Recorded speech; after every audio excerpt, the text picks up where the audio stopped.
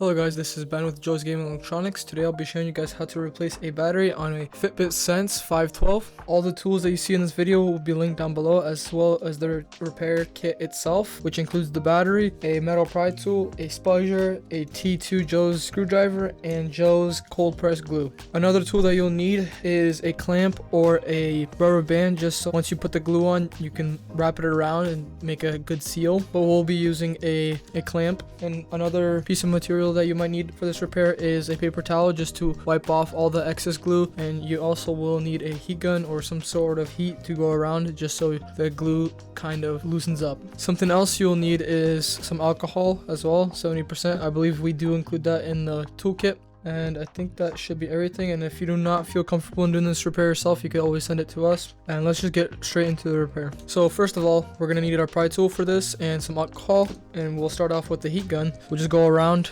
just like this, heat it up until you feel that it is hot. There we go.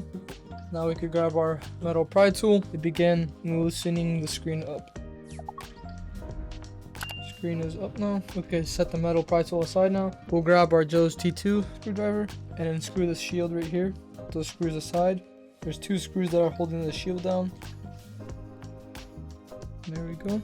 Once you have done that, you can grab your spudger and disconnect the screen. Put the screen aside. You can disconnect the rest of these connections right here.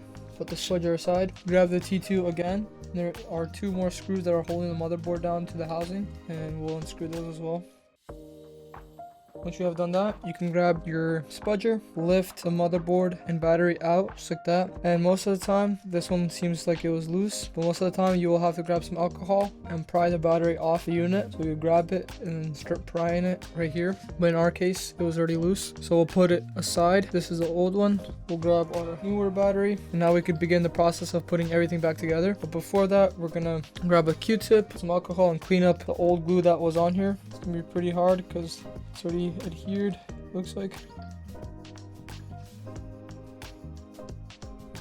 Alright, once you've cleaned it up, now we can grab our battery. We're gonna put it in this way because this is the side that came out of. Gonna slide it in, should just go right into place. So grab your motherboard and it goes in like this. Hopefully you guys can see that. And we're just gonna lightly tap it in there and boom. Now we can grab our screen. And then we're also gonna clean the screen a little just so we get a good seal.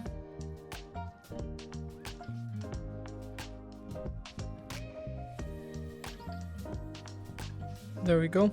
Now we can begin by reconnecting everything back. So we'll reconnect the screen first. I always connect the screen first and then everything else.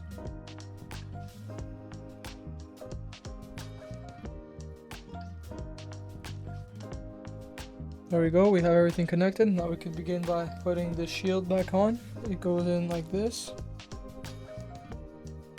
We'll grab our screw and we'll line the screw up. Screw it down just like that, and then we can screw down the rest of these screws that hold down the motherboard as well. And there we go. Once you've done that, we can grab our Joe's glue, open it up, and then you can begin by applying this glue a decent amount right here, just like this. Make sure you have your paper towel ready because it will be a little messy most of the time.